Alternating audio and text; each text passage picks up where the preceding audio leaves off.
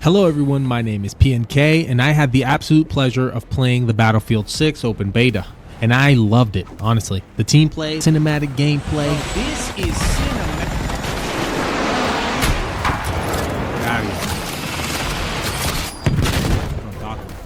To using your tools to help your team or using those same tools to take your enemies down. It was a breath of fresh air, honestly. The simplicity of the gameplay was awesome. I loved it, and you can still make plays while still helping your team. It was awesome. So I thought to myself, why not make a Battlefield 6 beginner guide to help others improve, be more useful to their team, and get sick clips before the full game release on October 10th or October 11th, depending on your region. We'll be going over all the classes, signature weapons, signature gadgets, and class field specs. We'll even go over some of the parachuting tips that you can use on certain maps in combat scenarios and much more.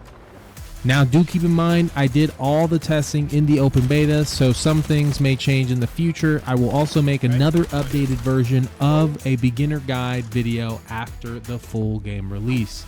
This video will also be broken down into parts in the timeline, so feel free to jump around wherever you need to go so you can get the information that you need without wasting any time. Be sure to just jump around and feel free.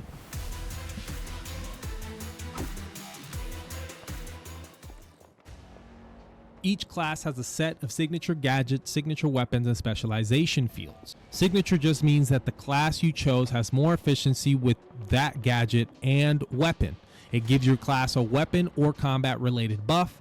There's two ways to know what is a signature item for your class: going to the class menu and reading it in the class type description, or if it's highlighted blue when customizing your class.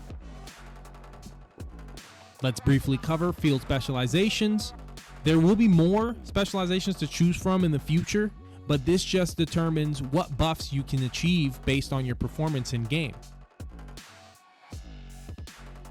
This brings me to the first class we're going to cover, the Assault class. The Assault class has the Frontliner specialization, which gives the Assault class at level 0 ADS mobility, negates movement speed, aiming down sight, and moving. So while you're aiming down sight and strafing from left to right, you won't get as much visual sway. This combines very well with the signature weapon of the Assault class, which is the Assault Rifle category. So any Assault Rifle equipped by the Assault class will increase the weapon aim down sight speed, sprint to fire speed, and weapon swap speed. With the right attachments, you'll be able to handle the Assault Rifle with the same speed as an SMG. Level 1, an extra adrenaline shot. The adrenaline shot is a specialty gadget. When used, you gain temporarily boost sprint speed, provides resistance to crowd control effects like suppression and flashbang. And at level 2, you unlock quick recovery.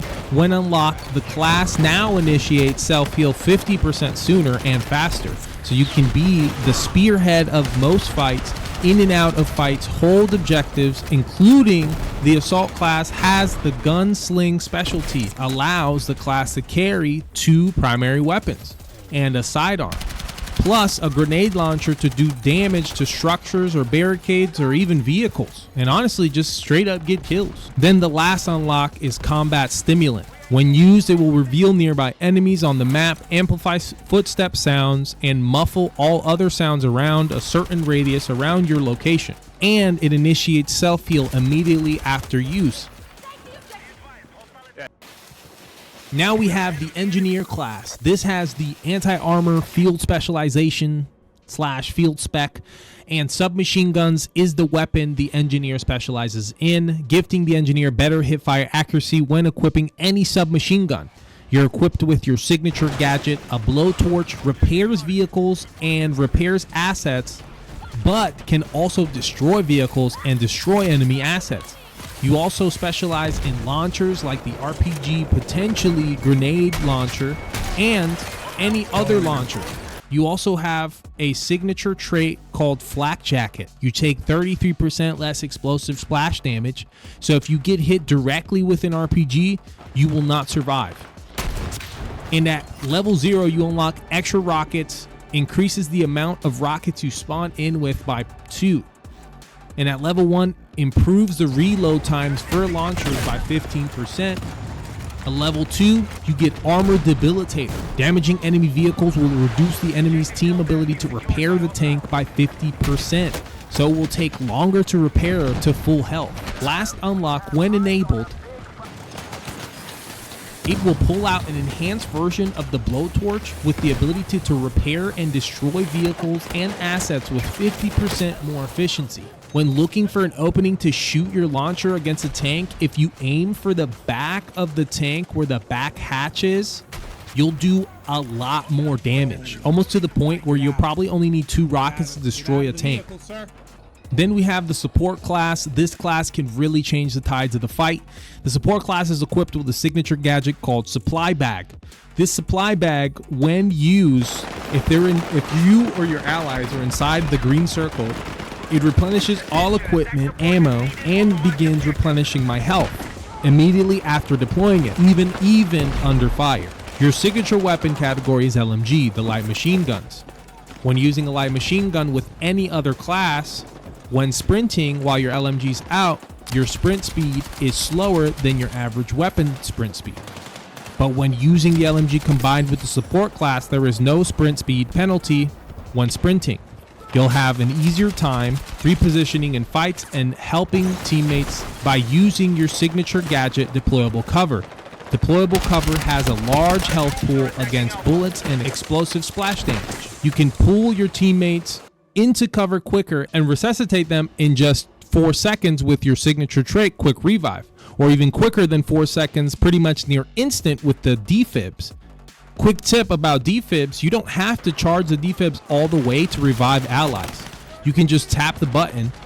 You can also use the defibs as an offensive option, but you'll have to charge the defibs all the way up by holding your shoot button until your character finishes the animation, get close to an enemy, and release.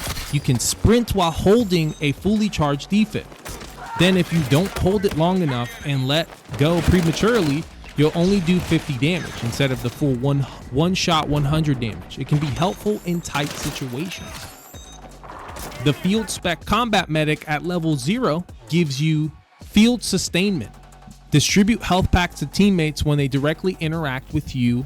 If you place yourself inside of a supply bag radius, you will instantly start healing.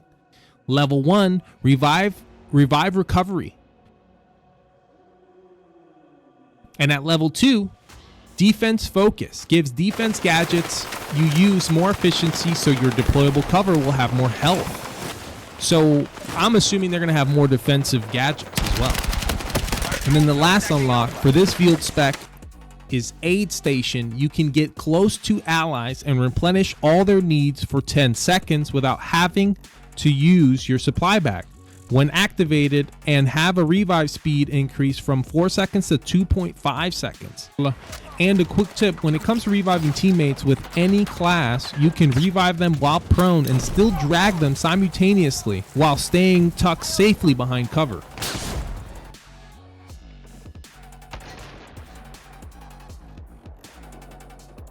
Then last but not least, we have the Recon. Recon's signature gadget is the motion sensor, detects moving enemies, vehicles, and gadgets near the motion sensor on the minimap.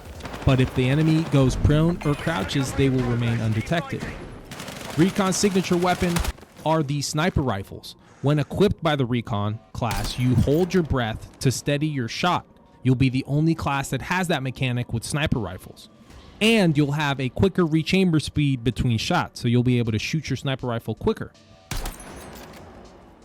Here's a quick tip for those new to the franchise. In some of the previous Battlefield sniper rifles, they had a mechanic called the sweet spot, where a sniper rifle at different ranges had anywhere from the chest and shoulders was a one-shot kill. The sweet spot for the M2010 ESR, which was the only sniper rifle available in the beta, between 70 and 113 meters. Now let's talk about the signature trait, Auto Spot. Auto Spot, when you aim down sight at the enemy long enough, you'll mark them with a red square over the enemy's head that your allies can see as well. This is very useful at all ranges. Now let's talk about the field spec for the Recon. he has Sniper. At level 0, you get Eagle Eye, improve auto spotting overall. Then at level 1, we have Wounding Shot. This only works with sniper rifles, but it makes it so that enemies take longer to passively heal in fights if you land a shot to the chest and up. Or to the chest, I should be clear. I think it's just to the chest. At level 2, kill confirmed.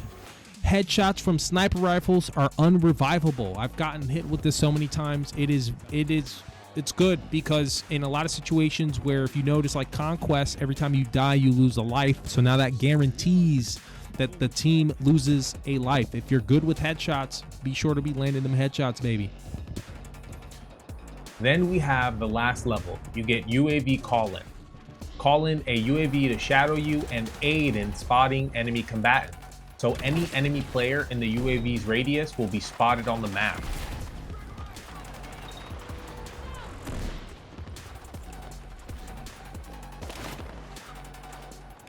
Now let's go over some gameplay mechanics you may not know about. If you hold your melee button, you'll pull out your knife and you can run faster with your knife out. I found this useful for flanks or just getting to objectives quicker to help hold the position. Now let's talk about parachuting. That one was interesting because, yeah, it was interesting. We know you can parachute out of a plane, but can you do it from tall places? The answer is yes. The lowest I could be off the ground to initiate my parachute was 5 to 6 meters. Although it says 4 when I ping, I have to assume more because I'm jumping and sprinting. Then once at the top of my jump, I press the jump button again or whatever button you have it set to. I also found it interesting that you can't do this everywhere, even if you're well above 6 meters. This information can be useful to reposition yourself if your position has been compromised, even for cheeky flank or to get from one objective to another depending on the map, of course. Next, the combat roll. This mechanic is implemented so if you jump from a tall structure where you know you'll most likely take fall damage, you want to press the jump button before you hit the ground to initiate a combat roll.